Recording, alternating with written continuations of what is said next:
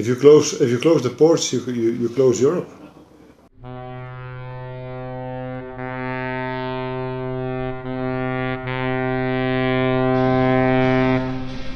As pessoas têm o direito de se defender, já que estão a ser atacadas. Tenemos que demostrarle que aunque ataquen a un país de forma aislada, seguimos unidos. Ce que je dirais, c'est qu'il ne faut surtout pas jouer le jeu des patrons et ne pas jouer la division. If we are united, they'll never defeat us. We will always be under attack, but we have to be strong and we have to show solidarity, because solidarity is the only thing that functions. An injury to one is an injury to all. We will support the Portuguese doctors if there needs any more fighting, that's for sure. So don't give up.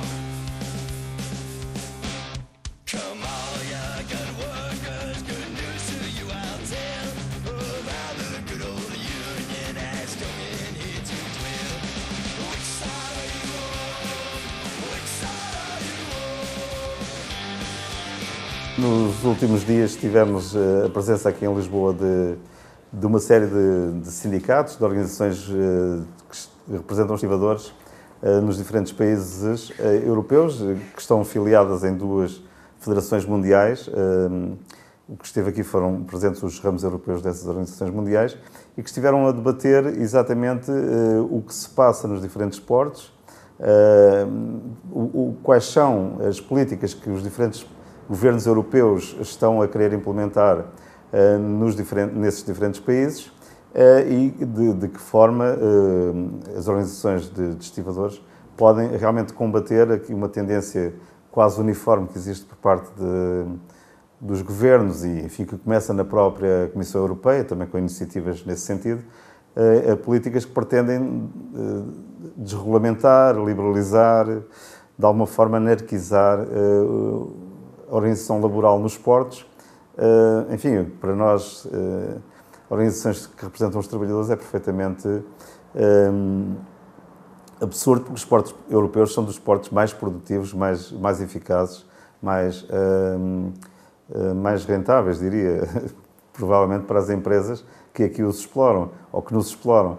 E, portanto, estas políticas não nos fazem sentido, mas claro que se inserem numa estratégia mundial, digamos, de ataque aos direitos dos trabalhadores e de dar cada vez, digamos, fazer maior transferência dos rendimentos do trabalho para o lado do capital. Soy Rafael Gea del Puerto de Valencia y, bueno, pues explicaros un poco cómo transmitimos al colectivo de estibadores. En Valencia somos 1.300 estibadores y entonces les planteamos el conflicto que se estaba viviendo en los puertos de Portugal como la antesala a lo que nos podía suceder a nosotros. Entonces el colectivo lo entendió perfectamente, porque la línea del gobierno que tenemos ahora mismo en España va un paso por detrás de lo que ha sucedido en Portugal y nos veíamos víctimas de lo mismo que os está pasando a vosotros ahora. Entonces lo planteamos en asambleas y, bueno, el punto clave fue la última visita que hicimos a Lisboa, de donde salió la propuesta del paro de 2 horas que se hizo en todos los puertos europeos, que tuvo muy buena aceptación, y sobre todo las asambleas que se hicieron durante esas 2 horas, que se explicó a los trabajadores de los puertos cuál era la problemática en los puertos portugueses. Yo pienso que la Unión Europea, ante la reacción nuestra con las anteriores directivas europeas, que fue una reacción fuerte, unificada de toda Europa, ha intentado atacar país por país. Entonces la única forma de defensa es la solidaridad internacional. Tenemos que demostrarle que aunque ataquen a un país de forma aislada, seguimos unidos, y esto es lo único que nos puede salvar en seguir en nuestras condiciones. Bueno, yo creo que ahora nos están un poco dando un caramelo con el tema del diálogo social, nos están dando la oportunidad de expresarnos, y a mí me da un poco de miedo que estén utilizando ese caramelo para recabar información, para saber dónde están nuestros puntos débiles. Yo creo que al final acabaremos teniendo una tercera directiva europea y nos obligará a volver a hacer grandes manifestaciones en Bruselas o en Estrasburgo. que el gobierno del PP en España está atacando muy duramente estos temas, igual que ha hecho aquí en Portugal con las huelgas de pensar que en España, bueno, pensar, no, es que la situación es lo que decía, vamos un paso por detrás de vosotros, pero el paso es muy pequeño. Tenemos a la educación con las garras fuera porque están atacando continuamente la educación, la sanidad, los puertos en general, son todos los trabajos que toda la clase media quieren eliminarla, quieren dejar la clase social alta preservada con sus derechos y que esta crisis la paguen los trabajadores. Sí, poco a poco van reaccionando. El problema es que no existen colectivos tan unificados y tan unidos como nosotros que puedan hacer que tengan capacidad de reacción. ¿Qué pasa? Que al final nosotros los estibadores en España somos en torno a 7.000 y aunque hagamos mucho ruido somos un colectivo pequeño y se nos tiene como los privilegiados que estamos en un rincón. Lo que intentamos crear es una plataforma de los trabajadores afectados por el Ministerio de Fomento, en el que están incluidos los mineros, transportes, entre los que estamos también los estibadores, pero sobre todo aeropuertos y ferrocarril. Son trabajos minoritarios y con ciertos privilegios respecto a la sociedad normal, ¿no? Los salarios son un poco más elevados respecto a los demás, entonces es uno de los puntos donde nos atacan y donde nos ponen como los malos frente a la sociedad, que somos unos privilegiados, tanto controladores aéreos, conductores de ferrocarriles, de autobuses, los estibadores, tenemos más privilegios respecto a la sociedad, a los trabajadores del resto de la sociedad. Lo que no saben es que estos privilegios son fruto de muchos años de lucha sindical y de unidad que en el resto de sectores no se han tenido. Entonces, lo que estamos defendiendo es, vamos a luchar por tener todos esa misma unidad y tras muchos años de lucha mejoraremos las condiciones de todos. No quieras empeorar las mías porque son superiores a las tuyas. Ahí es donde el gobierno está atacando cara a la opinión pública. Trabajando esa línea de decir, vamos, mis privilegios pueden ser tus privilegios en un futuro. Lo que vende la opinión pública de nuestros colectivos es un salario muy elevado, con unas condiciones privilegiadas, pero ya te digo, eso es el fruto de muchos años de lucha sindical. Ahora mismo los sectores más afectados son la educación y la sanidad y ni los profesores, ni los médicos, ni los enfermeros son capaces de hacer una acción conjunta a nivel nacional que tendría una repercusión muy importante en el país, pero no tienen esa costumbre sindical como podemos tener en nuestro sector. O meu nome é José Monteiro, sou estivador desde setembro de 2001. Tive cerca de 2 anos e meio de eventual trabalhador precário ao dia. Trabalhava, ganhava, não trabalhava, não ganhava. Isto tudo começou com uma proposta de lei referente ao trabalho do Porto, à liberalização do Porto, ou à precarização do trabalho no Porto. Temos estado em lutas constantes contra essa mesma lei, contra medidas antissindicais dos patrões e à destruição da classe. Utilizamos sempre o diálogo, tanto nacional como internacional, para difundir os nossos problemas, o que nos estava a acontecer cá, e hoje vê-se o quanto isto se desenvolveu e a que ponto é que chegamos. As pessoas têm o direito de se defenderem, já que estão a ser atacadas. Deviam se juntar, deviam se organizar, deviam lutar pelos seus direitos. My name is John Harrison. I work in the port of Aarhus in Denmark, and I've been working as a docker for 20 years. In Denmark, all the dockers said that they wanted to participate in the 2-hour strike that was made on pretty much a European level on the 4th of February.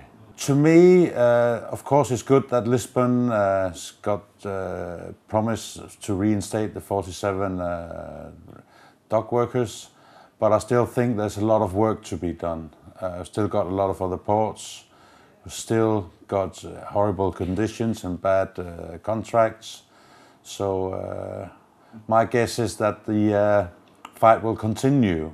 So it's not just one port who will get okay conditions. We need it to be all over Portugal.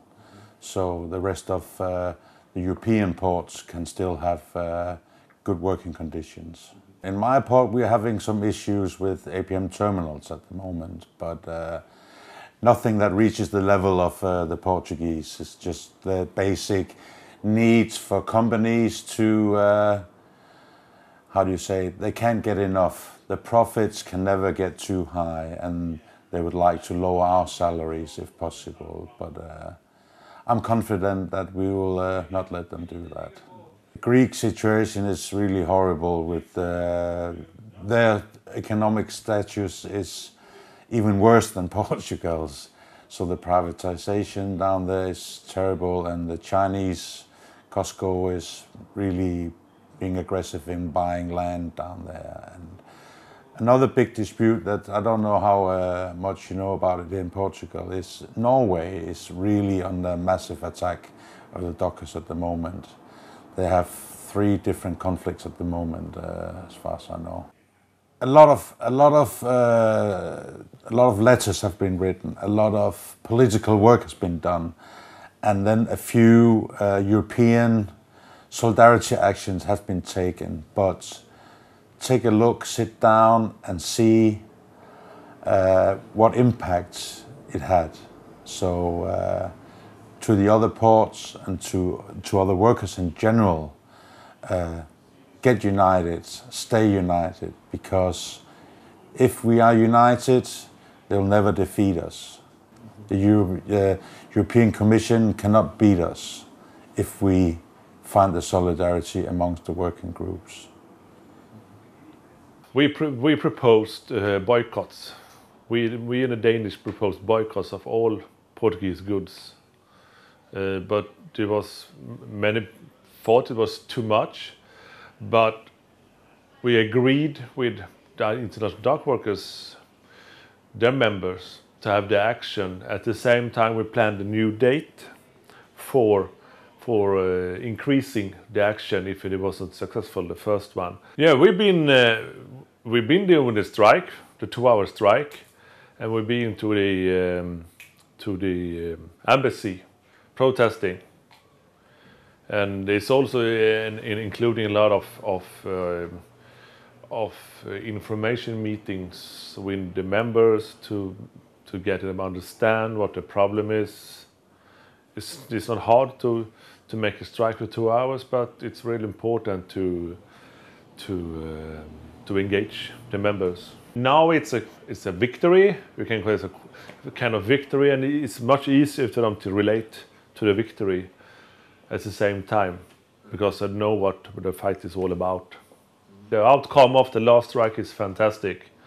I really understand they have the proportions of the cuts of wages and all these things, and the social benefits in society. Everything is disappearing in this country. It's much more than the dockers' problem, of course, but of course we will support the Portuguese dock workers if they need any more fighting. That's for sure. So don't give up. Pierre Tahir. I'm from the port of Ghent, Belgium. Mark Storms, Port of Antwerp. Jeff Elias from the port of Zeebrugge. How long have you been a dock worker? 33 years. 26. 25. We've been in Brussels. First one was Brussels, then we went to Rotterdam. That was a big fight too, but Strasbourg was the war actually. We have won, but they're still trying other ways to accomplish their goals. So it's a never-ending battle for our. We're still talking about. We're still talking. Again, the Belgian laws say in the port area, all the loading and unloading of ships should be done. This is a law by dockers, by licensed dockers. The fight they want is to decrease our port area. What they say is that this will attract more ships, more people will invest in the port, and this will give us more work. But we're not so sure, you know. You cannot trust those people by their word. Mm-hmm. When all the European dockers still show solidarity and still are able to go and support each other, they still are afraid of this strategy. It was a package before, and it was for all the countries. And the way we all see it is that they start to attack individual countries. And the first thing that happened was in Greece when Costco bought Piraeus, and that was the beginning we see. And then here, especially here in Portugal, and now in Spain also, they start to attack the pool system. So we get the feeling that they have a different strategy. They take country by country. But I think we won always because of our solidarity, and everybody came. All the countries came, all Europe countries, all the doctors from Portuguese were there, Spanish, French, British. I think that makes a big difference. We have a big power in a way. We have a big power, and we are good organized. We are good organized, and everybody is knowing what to do. And in a blink, we can put whole Europe down. Stand by your cause. Yeah. Stay united. Stay united. Yeah, stand by your especially cause. solidarity. Stay united.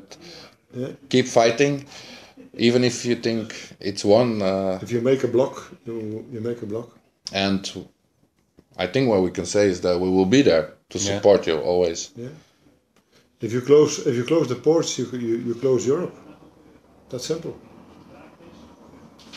L'Europe aujourd'hui impose donc au gouvernement une déréglementation sous couvert de la liberté de concurrence qui doit pouvoir s'exercer dans chacun des États membres, mais toutes ces choses-là, elles les imposent sans se soucier des règles sociales et de ce qui advient des travailleurs.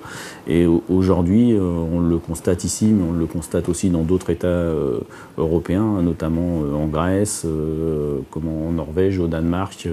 Il y a les grands groupes qui sont capables aujourd'hui d'apporter des capitaux financiers dans les différents États membres, on leur ouvre la porte en grand, mais on leur impose aucune règle. Et donc c'est l'ultralibéralisme qui se met en place, et donc une déréglementation sociale pour les travailleurs. Puisqu'on constate aujourd'hui des conditions de travail inadmissibles, des salaires divisés par 3 pour des ouvriers dockers. C'est totalement inadmissible, parce qu'en plus ils ne sont pas formés comme ils le devraient. Et donc on les installe dans un pool de main-d'œuvre qui devient un concurrent du premier pool. Alors qu'il y ait de la concurrence, c'est une chose, mais qu'elle soit loyale. Et là, le fait de pouvoir mettre en place un second pool de main-d'œuvre avec des salariés qui sont payés différemment, pour lesquels on ne respecte pas les mêmes règles sociales, ça crée une concurrence déloyale, ce qui est totalement inadmissible. Et ça remet en cause l'emploi de tous les ouvriers dockers qui sont présents depuis plus de 20 ans pour certains dans le port de Lisbonne. Mais toutes ces problématiques, on les constate partout en Europe, et pas que dans le milieu portuaire. Aujourd'hui, ce qui dérange, c'est que les syndicats portuaires en Europe font encore partie des gros syndicats qui sont relativement puissants. Et en plus du fait qu'on a réussi à se structurer sur un syndicat européen et international, ça dérange, et on essaye de tout faire pour casser aussi ça. Moi, ce que je dirais, c'est qu'il ne faut surtout pas jouer le jeu des patrons et ne pas jouer la division. Les employeurs aujourd'hui, ce qu'ils essaient de faire, c'est de diviser les salariés, de diviser et ils ont mis en place l'individualisme. Aujourd'hui, on est en Europe dans une société qui est très individualiste, où chacun se préoccupe de sa petite personne, mais se préoccupe pas de celui qui est à côté, en se disant, de toute façon, aujourd'hui c'est lui, pendant ce temps-là, on me laisse tranquille. Sauf que le lendemain, c'est sur l'autre que ça retombe. Donc il faut rester solidaire, et il faut une unité dans la revendication, donc une unité syndicale, où si on peut avoir différents syndicats, mais que la revendication soit la même, et que la manière de porter la revendication soit identique aussi. My name is Terje Samuelsen from Norway. I've been a docker in Norway since 1988, been local chair of the Dockers Union in Norway. and now second vice chair of the Norwegian Transport Workers Union, as well as the chair of the ETF Dockers section. What we did was we had members meeting, informing the dockers in Norway, and of course sent a letter to the Portuguese embassy expressing our concerns about the situation in Portugal. I think, between lines, I think it's important to understand that there has achieved something, but we know that the work will be continued till September to see if there could be a better and maybe a final solution. But as I understand, it's just for the Lisbon dockers. There are other ports in Portugal which have the same problem. So we have to continue the international support for the other ports, and of course continue the pressure on the government and the employers in Portugal, so that in September, hopefully, there can be a good solution. The attack started in Greece, then they continued to Spain, then to Portugal. They are now also doing it in Denmark and in Norway, and we also know that they will continue next year going to Belgium. So it's a start of a Porch Packet 3. Even though we have the social dialogue, which hopefully can make some effort to stop the Porch Packet 3, but we are very aware of that it will come in some points, because we know that the seafarers, owners of the ships, they will try to get the seafarers to do the job. They are actually trying to put out a social dumping system, which we has proven in Porch Packet 1, Porch Packet 2, we will not accept it. And also, it's further on, much more than just Europe, it's actually the whole world. So we are monitoring it. I'm bringing this issue further on to ITF and the Dockers section in ITF, so we can spread it out to US, to Asia, to Australia. So we will always be under attack, but we have to be strong and we have to show solidarity, because solidarity is the only thing that functions. And to show the Parliament that we are there, we know what you're doing, and we will be strong and we will answer your attacks. Also, as Portuguese people, aware of what Troika means and the intervention of the stability programs and the memorandums that two countries signed with Troika. You are aware also with radical changes in social state. You have faced also similar raises in the unemployment rate. A lot of jobs have been lost, also in Greece and in Portugal. And people tried to resist, at least in Greece, in 2011 and 2012. We had strong demonstrations almost every day outside of the parliament. Three governments changed, but Troika is still present in the country. And they are keeping on their deadly road. Now, the last 3 months, started the implementation of the full privatization of Piraeus Port Authority, of the bigger port in Greece. All of this in the name of paying back of a small amount of the national debt. We know government is going to privatize, to sell off the bigger port in Greece for peanuts.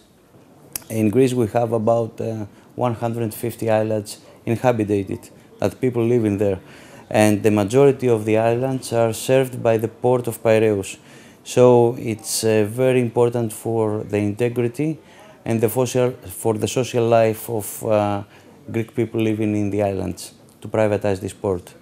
Apart from this, it's a modern port that the public company has invested hundreds of millions of euros to infrastructure, that no private investor will do this, and there is no necessity to do now. Everything is modern in the port of Piraeus, so a private investor will take for a very low price, very modern facilities, will have also the ability to work with personnel that is professional, Of course, they don't plan to pay proper wages. Of course, they're going to make the evaluation of the labor force at the same time. So I don't, and we don't see generally any positive in this action. We have a very negative experience from the concession of the bigger part of the container terminal to the Chinese company COSCO. COSCO is acting now as an emperor inside the port. They are using a system of subcontractors so as not to have direct employed people in daily base. They pay them 1/3 of the normal wage that a European docker receives, with no regulations inside the port, with no proper and professional training to these people working there. And of course, without recognizing any kind of trade union or collective representation inside the terminal. So this is a story proven after 4 years of operation of COSCO in Port of Piraeus. We tried to broaden the alliance, and we succeeded so far. So we are in this process. For the moment, we have very good accept from the local society. All the parties, even one of the governing parties, they are against this procedure, and we will see how they will go on. It's encouraging. It's encouraging, and it's give us strength to continue, because we see fruits coming out from our solidarity actions and solidarity mentality. Because within IDC, we have agreed upon certain things, that an injury to one is an injury to all.